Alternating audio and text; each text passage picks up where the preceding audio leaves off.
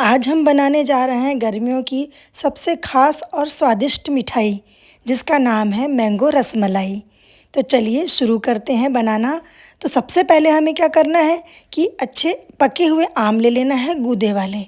ठीक है, अब उसको हमें अच्छी तरह से धो लेना है और फिर धोने के बाद हम इसके छिलके निकाल देंगे। हमको आमों को छील लेना है। तो आप जितना भी बनाना चाहते हैं वैसे आप क्वांटिटी से आम ले सकते हैं। मैंने लिए तो देखिए 3 आम थे, लेकिन मैं 2 आम से ही बनाऊंगी, अभी ज़्यादा नहीं बना रही हूँ। तो देखिए पहले क्या किया है कि आम को धोया है और धोने के बाद छीला है। उसके बाद इसका है ना पल्प हम निकाल कर तैयार कर लेंगे। तो देखिए अब क्या होता है ना कि मैंगो से तो बहुत सारी डिशेस बनती हैं और बहुत तरह से भी बनती हैं, कई तरह से, और मैंने भी बहुत सी डिश बनाई हैं।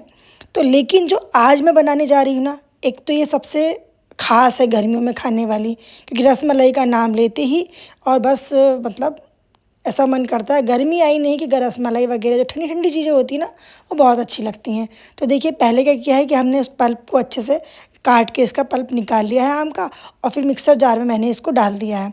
अब इसका हमें एक अच्छा स्मूथ पेस्ट तैयार करना है, जो कि आप देख रहे हैं ये तैयार हो गया है। ठीक है, अब इसको हम साइड में रख लेंगे और हम आगे की तैयारी करते हैं।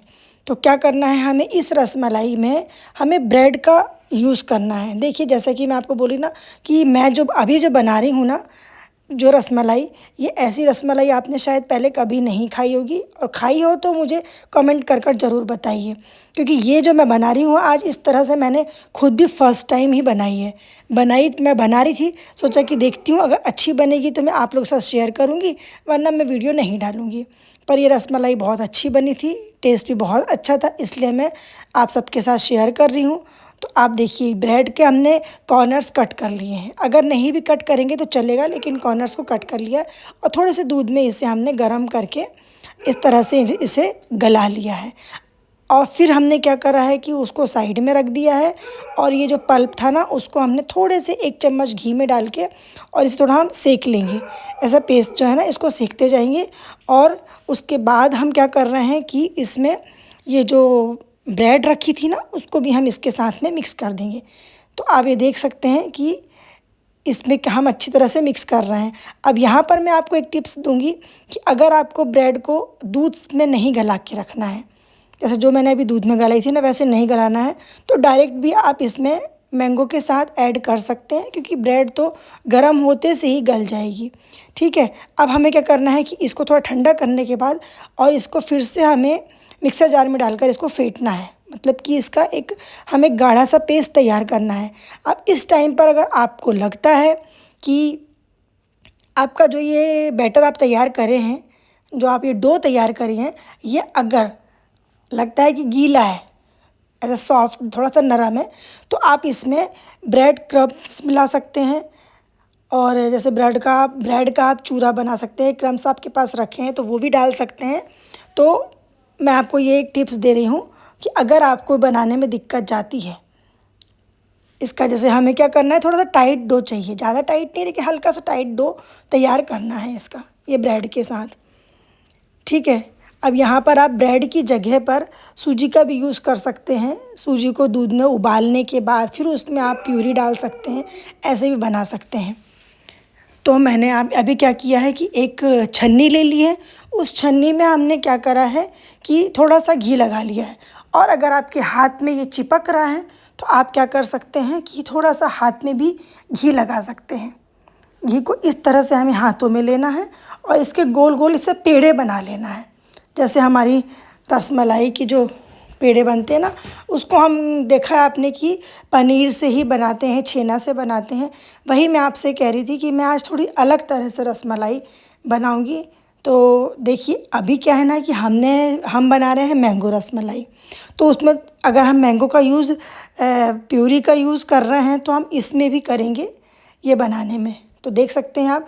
अब हम इसका रस तैयार करेंगे, जो दूध का रस बनता है ना वो तैयार करेंगे।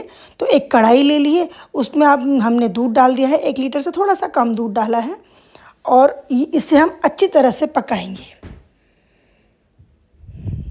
उबाल अच्छे से आना चाहिए दूध की, तभी ये हमारी रसमलाई अच्छी बनेगी, इसका रस अच्छा बनेगा।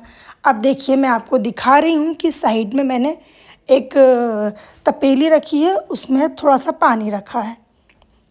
ठीक है,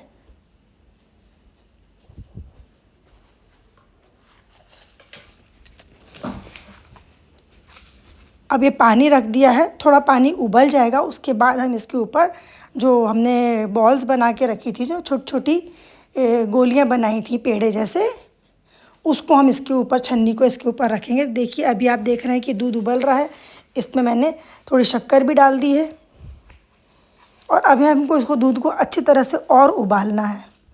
ये देखिए जो मैंने बनाए थे ना, अब इसको हम ऐसे रख देंगे। तो हमें क्या है ना कि इससे इन पेड़ों को भाप में पकाना है थोड़े से। वैसे तो पकाने की ज़रूरत नहीं है क्योंकि ब्रेड भी देखो पका हुआ रहता है ना। और आम तो हमने उसको भूना था तो वो पक ही गया था।